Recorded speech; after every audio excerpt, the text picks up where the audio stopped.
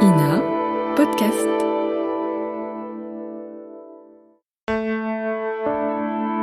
Ina Podcast.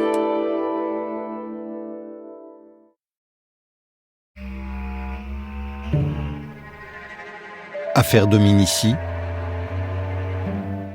épisode 5. Gustave face à ses mensonges.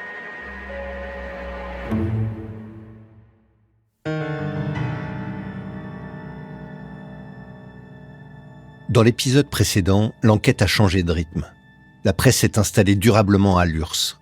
Plusieurs pistes annexes ont été écartées et les soupçons se sont peu à peu resserrés autour de la famille Dominici.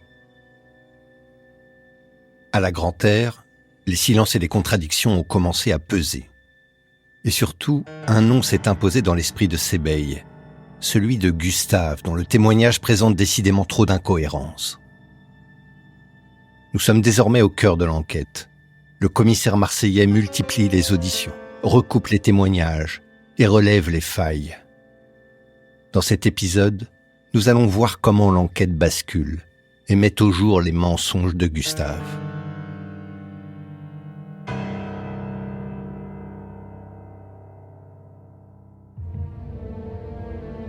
Tout commence le 8 août 1952. Ce jour-là, Sebeil convoque d'abord Faustin Roure, le brigadier chef de la SNCF.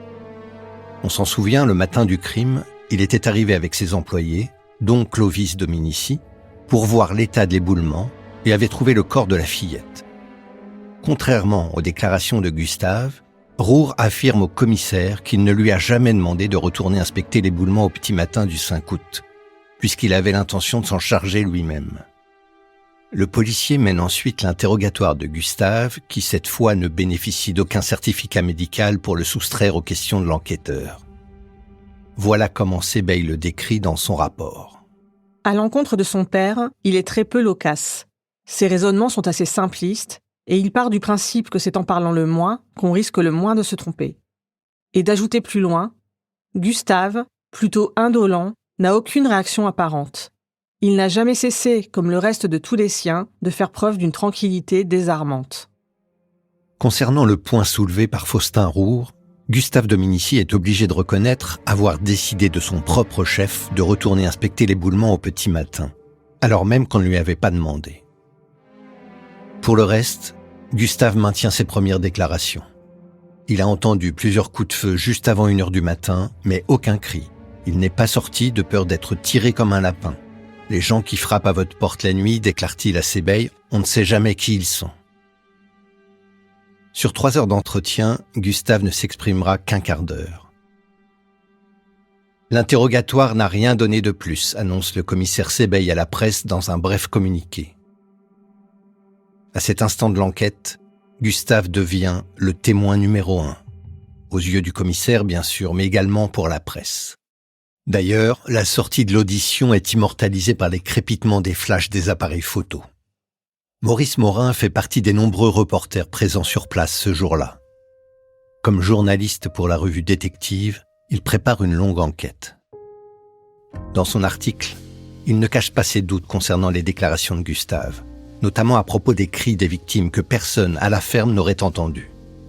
Il va même jusqu'à réaliser une expérience sonore qu'il relate dans le numéro de Détective paru le 18 août 1952 et intitulé « Massacré au clair de lune ». Placés bien au-delà de la borne 32, nous avons distinctement entendu en plein jour, dans la constante rumeur diurne, les cris du bébé des Dominici, ce vagissement qui nous parvenait par la fenêtre ouverte. Et Gustave Dominici a précisé que sa fenêtre était ouverte à l'heure de la tétée. Que représente-t-il en puissance par rapport aux cris atroces, aux hurlements inhumains que dure pousser dans l'impassible nuit bleue Lady Drummond? Et surtout, la malheureuse Elisabeth, courant, éperdue vers la Durance et la mort, sur une distance de plus de 100 mètres, 125 pas, soit pendant 15 à 18 secondes. Qui pourrait sans frémir évoquer ces 18 secondes-là? Et si quelqu'un a perçu des appels déchirants pendant ces 18 secondes, comment ne pas se rappeler qu'il existe des textes poursuivant la simple non-assistance à personne en danger? On comprend dans ces conditions que le patient commissaire Sebeil est jugé de son devoir d'entendre longuement et à diverses reprises M. Gustave Dominici. bien qu'une dépression nerveuse consécutive aux émotions que lui avait causées sa macabre découverte ait, durant quelques heures, alité celui-ci avec certificat médical à l'appui. L'étonnement de Maurice Morin est d'autant plus justifié que plus tard, ce même jour, le commissaire Sebeil entend Roger Roche, un voisin des Dominici qui habite un hameau situé à quelques kilomètres de la ferme, sur la rive opposée de la Durance. Lui déclare avoir entendu au moment du drame 4 ou 5 coups de feu en provenance de la ferme. Il dit aussi avoir perçu des cris. Comment un voisin situé à plusieurs kilomètres a-t-il pu entendre des cris alors qu'à la ferme, les Dominici n'auraient rien perçu? Pourquoi Gustave et le reste de la famille mentent-ils sur ce point précis? Autant de questions qui attisent la curiosité des journalistes, comme Gabriel Domenech, présent pour le journal Le Méridional en 1971. Je ne dis pas que le criminel était forcément à la Grande Terre, mais on savait que la Grande Terre avait vu ce qui s'était passé. Or, à la Grande Terre, on niait systématiquement avoir entendu des cris, on niait systématiquement s'être rendu compte de quoi que ce soit. Ça, c'était éminemment louche. Il est certain que ça pouvait provoquer aussi une obstination. Après un long interrogatoire, Gustave regagne sa ferme, suivi de près par une nuée de traction avant remplie de reporters. Dans la cour de la ferme, il leur confie être très fatigué et n'être pour rien dans cette histoire. Après avoir piétiné 62 jours, le commissaire Edmond Sebeil, épuisé par des semaines d'investigation, prend des vacances bien méritées, même s'il raconta plus tard que l'affaire avait continué à l'obséder durant ce répit. Du 5 septembre à fin décembre 1952, l'enquête change donc de visage. Elle est confiée au commissaire Constant. Sa présence à l'URSS redonne un élan nouveau aux investigations. En effet, très vite, Constant obtient des informations inédites qui éclairent sous un jour nouveau les contradictions de Gustave Dominici. Constant apprend par l'un de ses contacts au sein des renseignements généraux de Marseille que Paul Maillet, un agent SNCF qui dirige la cellule locale du Parti communiste, a rapporté à un camarade que Gustave Dominici lui avait confié dès le 5 août avoir entendu la petite fille gémir. Si Constant accorde du poids aux propos de Paul Maillet, c'est aussi en raison de son lien avec Gustave Dominici. Ils sont amis depuis l'enfance, Maillet passe régulièrement boire un verre à la ferme et les deux hommes chassent souvent ensemble. Paul Maillet est l'un de ceux à qui Gustave aurait pu se confier spontanément. Gabriel Domenech raconte en 1971. Le premier témoignage qui a commencé à éclaircir l'affaire, ça a été le témoignage de Paul Maillet. Et Paul Maillet, que Sebeil avait vu de maintes fois pendant les 2 premiers mois de l'enquête, a profité du départ de Sebeil et de l'arrivée de Constant pour lui confier que Gustave lui avait dit avoir vu la petite encore vivante. Cette déclaration de Paul Maillet contredit frontalement ce que Gustave affirme depuis le début de l'enquête, à savoir que l'enfant était déjà morte lorsqu'il l'a trouvée. Sebeil avait effectivement interrogé Paul Maillet à plusieurs reprises, l'utilisant comme une sorte d'informateur, en omettant volontairement sa propension à braconner. Son domicile avait même été perquisitionné, car une voisine avait déclaré avoir aperçu la carabine Rocola chez lui. Sans suite. Paul Maillet raconte à nouveau les détails de sa conversation avec Gustave dans un documentaire inachevé qu'Orson Welles réalisa dans la région en 1955. Alors j'ai dit, mais comment tu as fait pour trouver cette petite? Elle m'a dit ce matin, en allant voir l'éboulement à 5 heures du matin, en passant par la Lucerne. Quand je suis été sur le pont qui traverse la voie ferrée, avant de franchir le pont, je suis été attiré par des gémissements par des râles. Alors j'ai dit, mais comment? Elle était encore vivante, et elle m'a dit, oui, elle bougeait encore le bras. Le 15 octobre 1952, le commissaire Constant confronte les deux hommes au palais de justice de Digne. Gustave, acculé, ne peut que confirmer la version de Paul Maillet. Maître Floriot, avocat des Dominici, en 1958. On va le pousser plus avant dans ses retranchements, car on sent qu'il ne dit pas la vérité, et il va passer un aveu effroyable. Il va déclarer que lorsqu'il est arrivé, la petite fille n'était pas morte. Qu'elle remuait un bras, il va employer une expression horrible, il va dire « elle ronronnait ». De guerre lasse, Gustave admet avoir entendu les râles de l'enfant. Il ajoute lors de l'interrogatoire que c'est même les gémissements de la petite qui l'ont détourné du chemin et attiré au-delà du pont. Gustave explique ensuite être retourné à la ferme pour avertir sa mère et sa femme Yvette de sa macabre découverte. Voilà un homme qui déclare qu'il a vu les Anglais s'apprêter à passer la nuit. Il y a un homme, une femme et une fillette. Il trouve le cadavre de la fillette. Il va prévenir les parents. Il va faire les 80 mètres qu'il sépare de la voiture. Or, il rentre chez lui. C'est en retournant vers la nationale qu'il aurait croisé M. Olivier. Le commissaire Constant confronte également les deux hommes. Le motocycliste explique que Gustave l'a hélé juste après la voiture Hillman, à hauteur du capot, et lui a demandé d'aller avertir la gendarmerie d'Oraison. Une déclaration en contradiction avec celle de Gustave, qui a toujours affirmé s'être trouvé bien plus loin sur la route et surtout ne pas avoir vu les corps des parents près de la Hillman. Des propos inentendables pour maître René Floriot. Il ajoutait du reste un détail. Que, après avoir vu le cadavre de cette fillette, il avait interpellé un motocycliste, ce qui est vrai, nommé Olivier, en lui disant « va prévenir les gendarmes ». Mais là encore, il a un démenti d'Olivier qui lui dit « mais comme tu m'as prévenu quand tu m'as demandé d'aller chercher les gendarmes, tu n'étais pas vers la Grande-Terre, comme tu le dis, tu étais au pied de l'automobile ». Or, comme il est exclu que ce monsieur Olivier, qui n'a joué aucun rôle dans cette affaire, sinon d'aller chercher la maréchaussée, dise un mensonge, il est manifeste que Gustave ne dit pas la vérité. Il est allé à la voiture, et allant à la voiture, il ne pouvait pas ne pas voir à sa droite, à 5 mètres, le cadavre de la femme, et à sa gauche, à 12 mètres, le cadavre de l'homme. Les témoignages du motocycliste, mais surtout de Paul Maillet, scellent le sort de Gustave Dominici. On arrête Gustave Dominici.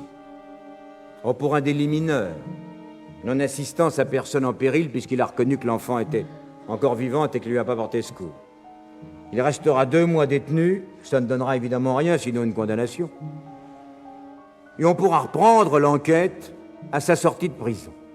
Le 17 octobre 1952, Gustave Dominici est écroué à la prison Saint-Charles de Digne-les-Bains.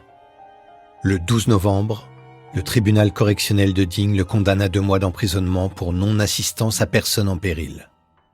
Son passé au sein de la résistance lui évite la peine maximale prévue par la loi. Gustave sortira de prison le 15 décembre 1952. Reste un point épineux à éclaircir. L'heure de la découverte du corps d'Élisabeth par Gustave. Lui affirme l'avoir découverte vers 5h45, le matin du 5 août. Mais ce témoignage ne concorde pas avec le résultat des autopsies pratiquées sur les corps des victimes. Le journal Le Monde relate cette incohérence et le désaccord des médecins légistes avec le témoignage de Gustave Dominici dans un article du 17 octobre 1952. Les praticiens s'étonnèrent de cette déclaration car, affirmèrent-ils, la petite fille n'avait pu survivre plus d'1 heure à ces horribles blessures. Elle serait morte vers 2h15 au plus tard. Cette nouvelle contradiction prouve-t-elle que M. Gustave Dominici n'a pas encore dit toute la vérité ? Devant les affirmations des 2 médecins, une hypothèse s'impose en effet. Dominici ne s'est-il pas rendu sur les lieux du crime quelques instants après qu'il eût été réveillé par les coups de fusil du meurtrier, et non à 5h30, comme il l'a toujours prétendu ? Que s'est-il passé alors ? A-t-il vu l'auteur du triple crime ? Lui a-t-il parlé ? Un marché a-t-il été conclu ? Ou bien l'inconnu avait-il déjà disparu ? Toutes ces questions restent posées. Une incohérence sur laquelle revient aussi maître Floriot en 1958. Alors là, on ne comprend plus. On lui dit, mais alors ça n'était pas à 5h30 du matin. Car le médecin légiste a fait des constatations. Les parents sont morts pratiquement instantanément. Et sont morts certainement très avant leur fille. Lorsqu'on trouve leur cadavre, la rigidité cadavérique a fait son œuvre. Par contre, manifestement, la petite fille est morte vers 4h, 4h30 du matin, pas plus.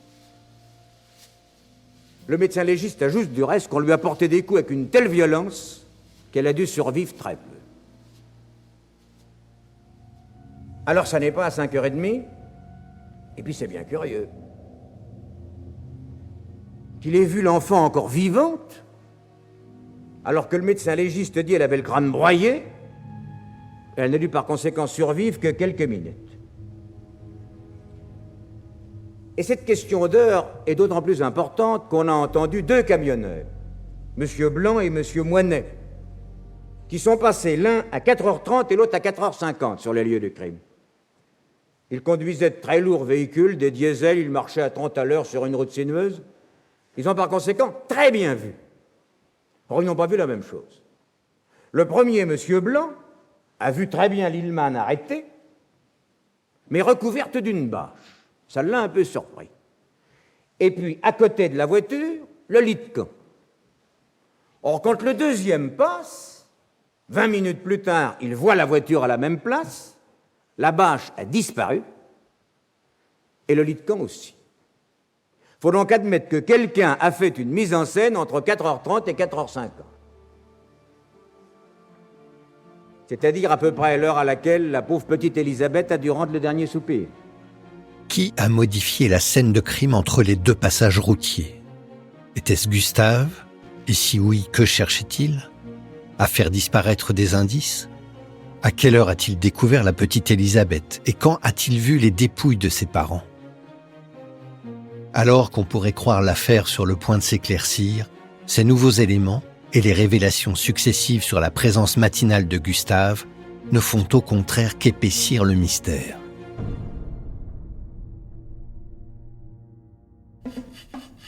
Après de longues semaines de congé, le 20 janvier 1953, Sebeil reprend officiellement l'enquête. Toujours pas de témoins, pas de mobile apparent, ni d'empreinte sur la carabine qui est restée 16 heures dans la Durance. Sebeil multiplie ses visites à la Grande-Terre, car ses soupçons oscillent toujours entre deux figures. Gaston, le patriarche au tempérament imprévisible, et surtout Gustave, le fils cadet, dont les mensonges répétés ne cessent d'alimenter le doute. Edmond Sebeil, 1971. Chaque fois, mes pensées revenaient à la Grande-Terre, pour la raison bien simple que les deux hommes à la Grande-Terre m'inquiétaient toujours davantage. Par exemple, je veux parler du père Dominici, qui, lui, n'admettait pas que son fils me parle de l'affaire. Et pourtant, nous, policiers, nous étions bienvenus sur place pour cela. Lui n'admettait pas. Dès que Gustave n'était pas bavard, mais malgré tout, il était bien obligé de répondre à mes questions. Et il le faisait un homme résigné. Mais dès que son père nous apercevait en conversation, il venait vers nous et faisait taire Gustave immédiatement. Entre le vieux berger et le commissaire marseillais se noue une étrange relation, mélange de respect et de provocation. Un jeu du chat et de la souris très bien décrit par Edmond Sebeil en 1972. Narguet disait « Celui qui a fait le coup est plus malin que toi. Toi, tu es trop jeune, tu n'es pas assez vicieux. » C'est un homme que j'allais voir très souvent, j'allais le voir le soir, tard. Il fallait je voulais l'obséder, je voulais que ma présence soit presque jour et nuit. J'aurais voulu être là, qu'il me voie, qu'il dit voilà, c'était là. Un jour, je lui dis on va faire un monument ici. Ah, oui, on va faire un monument. Une petite fille avec le doigt vengeur dirigée vers, alors je lui montrais la Grande-Terre, dirigée vers le renfoncement. Oh, il se met à rougir, il est rouge, je comprends ses pectoraux, parce qu'il est un homme puissant. Il me dit, toi, tu déconnes, tu es un cafard. Là. Et puis il a foutu le camp. Mais le commissaire Sebeil a-t-il passé trop de temps à enquêter à la Grande-Terre, au détriment d'autres pistes ? C'est ce que semble penser Maître Émile Pollack, l'un des avocats de Gaston Dominici, en 1971. Dire que le commissaire Sebeil s'est acharné, c'est mettre en cause le travail du policier. Il ne fait pas l'ombre d'un doute que le commissaire Sebeil était rapidement convaincu que le meurtrier de la famille Drummond devait se trouver dans ce que l'on appelait le clan des Dominici. Je ne dis pas que son action ait été une action de mauvaise foi, certes non, je parle de déformation professionnelle. En parallèle à ses visites aux Dominici, le commissaire Sebeil relit consciencieusement tous les procès-verbaux, les rapports et les dépositions, en quête d'un indice ou de la faille qui pourrait tout faire basculer.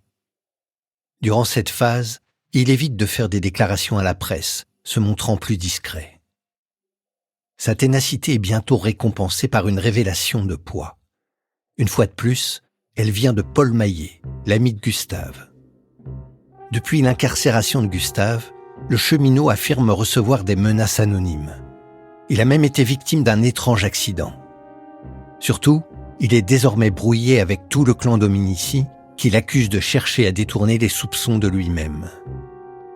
Certains vont jusqu'à l'imaginer impliqué dans le crime, d'autant que l'on a découvert chez lui des mitraillettes dissimulées dans sa cuisinière, une affaire qui lui vaudra d'ailleurs d'être exclu du Parti communiste. Paul Maillet laisse entendre qu'il en sait plus qu'il ne l'a dit, et qu'il parlera si on l'interroge. Et lorsque le commissaire Sebeil lui rend visite, le 27 janvier 1953, il s'exprime enfin. Sebeil raconte. En janvier, j'ai repris tous les procès-verbaux de la gendarmerie que je n'avais pas pu voir entre août et décembre 1952 avec mon collaborateur. Je suis retourné dans les Basses-Alpes.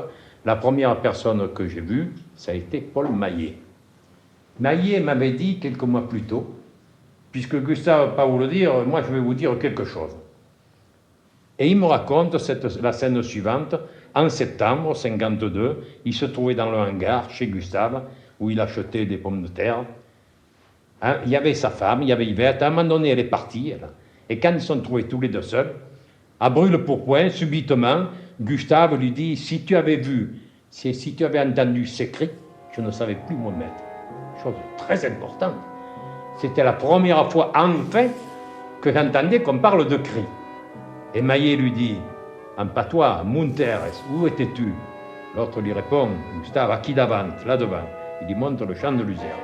Paul Maillet revient sur cet échange clé dans cet extrait du documentaire réalisé par Orson Welles en 1955. Alors le lendemain au soir, je passe, et du temps que Yvette est allée me peser les pommes de terre, Gustave me fait comme ça. Oh mon Dieu, Paul, si tu avais vu, si tu avais entendu ces cris d'horreur, je ne savais plus où me mettre. Moi j'ai dit où tu étais. Lui il me dit, j'étais là devant dans la luzerne. À ce moment-là, moi je suis été... Je ne sais plus comment penser. J'ai dit, oh là là, il a vu l'assassin. Je me suis pensé qu'il avait été menacé de mort. J'avais que ça dans l'idée, j'ai dit, il a été menacé de mort. Alors moi, quand j'ai vu que la police toujours était là près de moi, vous comprenez, j'étais le suspect numéro 1. Alors à ce moment-là, j'ai dit, mais quand même, il faut savoir ce que Gustave a dans le ventre. Je vais commencer par dire qu'il avait vu la petite comme ça. Peut-être il dira la vérité. Cette révélation retire toute vraisemblance au témoignage de Gustave, qui assure n'être jamais sorti et n'avoir rien entendu à part les coups de feu. Bientôt, un autre témoignage d'envergure va encore alourdir les suspicions de Sebeil à l'égard de Gustave Dominici. Celui de Roger Perrin, dit Zézé, son neveu préféré. Premier point, les cris. Entre-temps, j'avais entendu également Zézé Perrin, que je n'avais pas eu le temps d'entendre à fond. Et là, il m'a dit, je suis allé à la ferme, et dans la cuisine, Yvette m'a dit que les Anglais étaient venus la veille, et ils étaient venus chercher de l'eau. Ah, deuxième point, eux avaient toujours prétendu qu'ils n'avaient pas vu les Anglais. Et puis il me dit, Gustave m'a dit que la nuit s'était levé de bonne heure, à 2h du matin, et qu'il avait vu la fillette, enfin, le cadavre de la fillette, et puis il était revenu sur les lieux. Enfin, d'après ce qu'il m'avait dit, il aurait fait plusieurs voyages. Ça, c'était d'autant plus important qu'il était le neveu, je dirais le chouchou de la famille Dominici.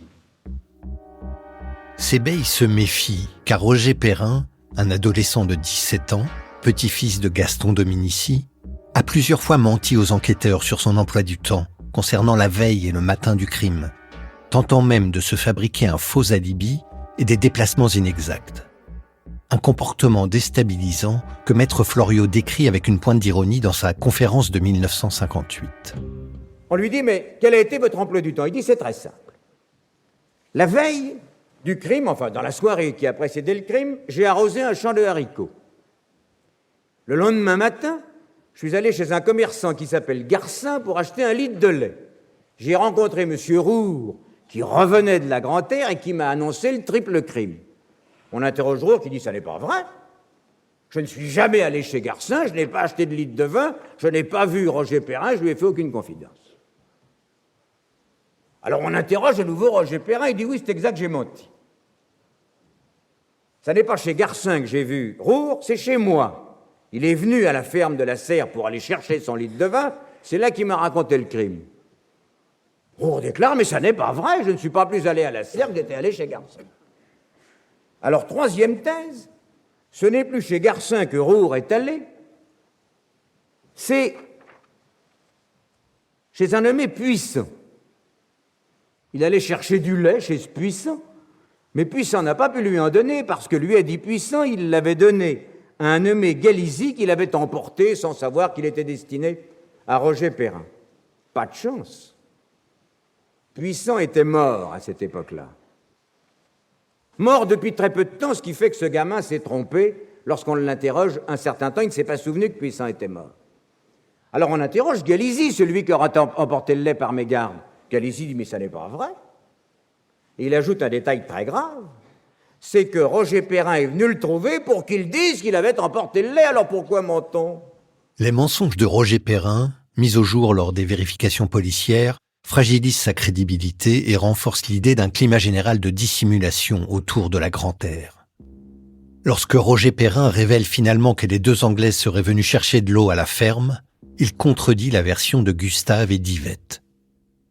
Une révélation toujours contestée par la famille Dominici des années plus tard, notamment en 1980, lors de l'émission Les Dossiers de l'écran présentée par Joseph Pasteur. Écoutons Yvette Dominici et son avocat Jacques Charrier réfuter ce point du dossier. Est-ce qu'il est exact, comme on l'a raconté, que Madame Drummond et sa fille soient venues à la ferme pour vous demander de l'eau ? C'est absolument faux. C'est faux. Bon. Pas d'avis contraire ? Je voudrais donner une précision à ce sujet. Si vous permettez, il y a quelque chose de très important. Il est incontestable que le campement des Drummond était un campement au maximum pour la nuit, pour quelques heures. Alors, parmi les objets qu'on a retrouvés dans la voiture Hillman, il y avait 2 bouteilles d'eau de Vittel et une bouteille de Bordeaux. Alors je vois vraiment pas pourquoi il serait allé chercher de l'eau à la ferme. Ça, c'est une idée du commissaire Sebeil, et il a fallu coûte que coûte qu'il arrive à démontrer que les Anglaises étaient allées à la ferme, et qui, bien entendu, a lancé l'accusation « les Anglaises sont allées à la ferme », c'est Roger Perrin, dont on sait que, manifestement, il avait tellement menti qu'il ne pouvait vraiment plus rien refuser à la police. Plus tard, 2 nouveaux témoignages intriguent le commissaire Sebeil, cette fois concernant la sincérité de Gaston Dominici. Celui-ci avait affirmé au début de l'enquête avoir découvert l'éclat de crosse de la carabine près du corps d'Elisabeth et l'avoir donné personnellement aux gendarmes.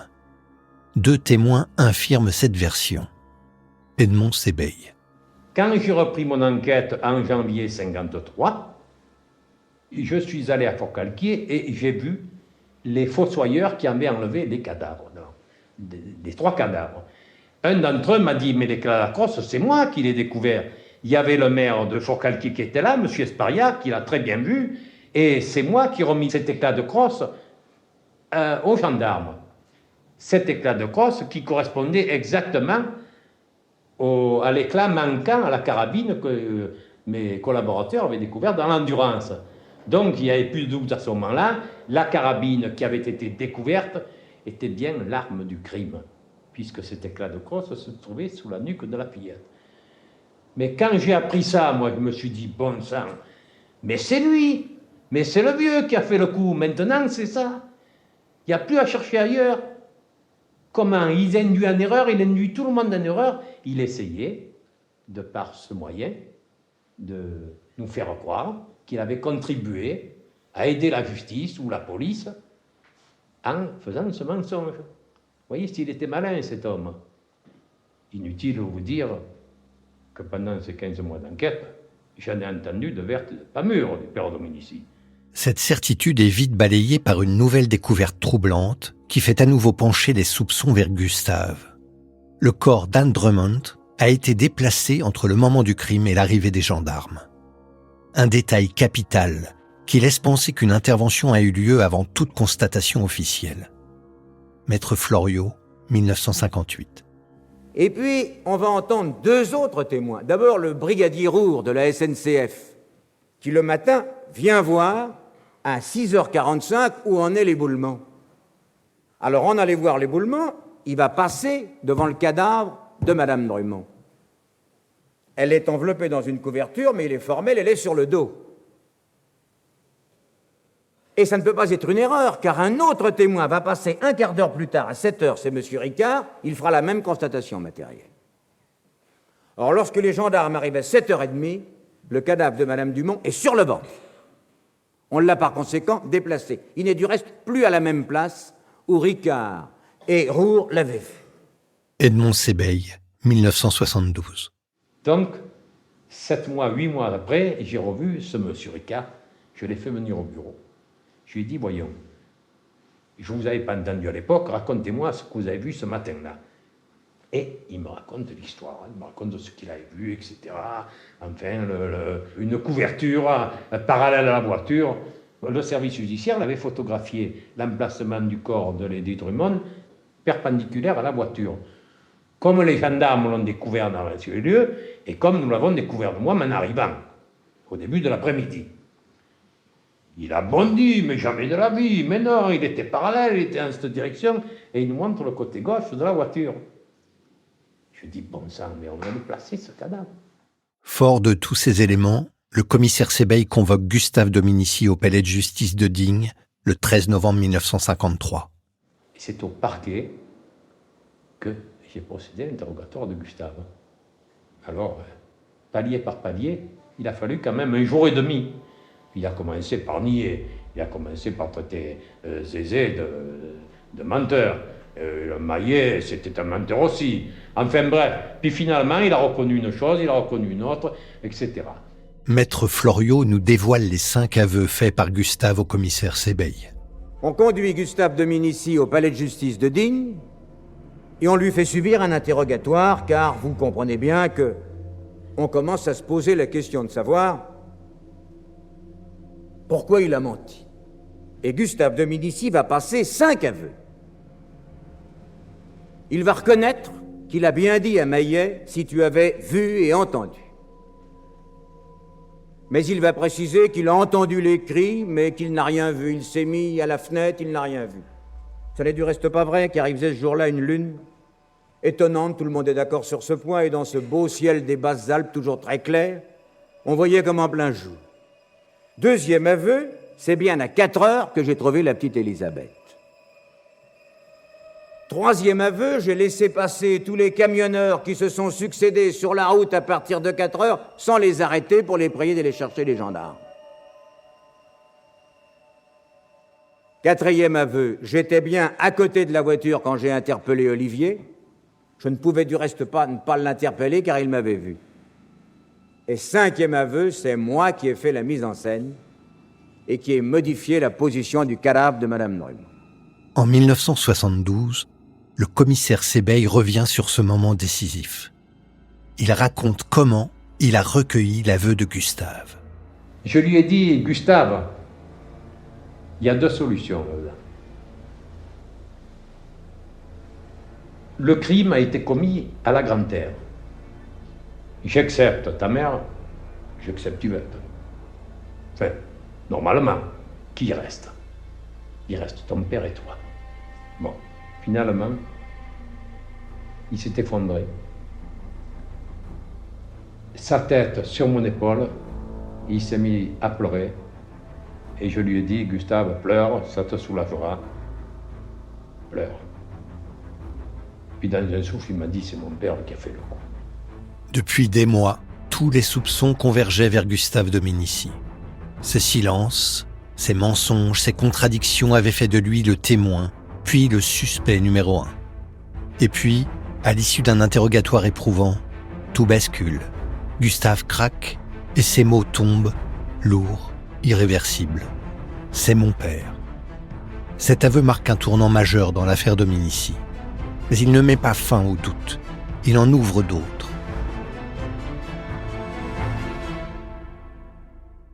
Dans le prochain épisode, Gaston Dominici sera interrogé, avouera, avant de se rétracter. Une reconstitution sera organisée et la justice franchira un pas décisif avec sa mise en examen. L'affaire Dominici entre alors dans une nouvelle phase. Rendez-vous dans le 6e épisode.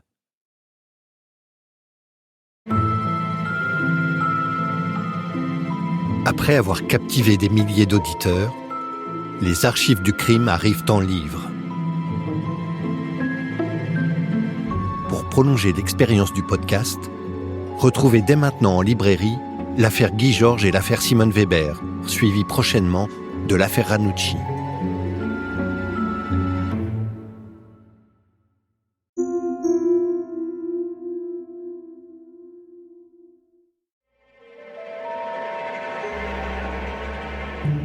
L'affaire Dominici se poursuit chaque jeudi à midi dans le podcast Les Archives du crime.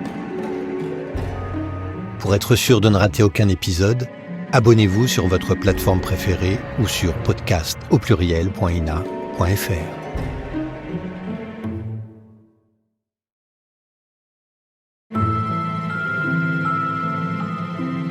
Après avoir captivé des milliers d'auditeurs, les archives du crime arrivent en livre. Pour prolonger l'expérience du podcast, retrouvez dès maintenant en librairie l'affaire Guy Georges et l'affaire Simone Weber, suivie prochainement de l'affaire Ranucci.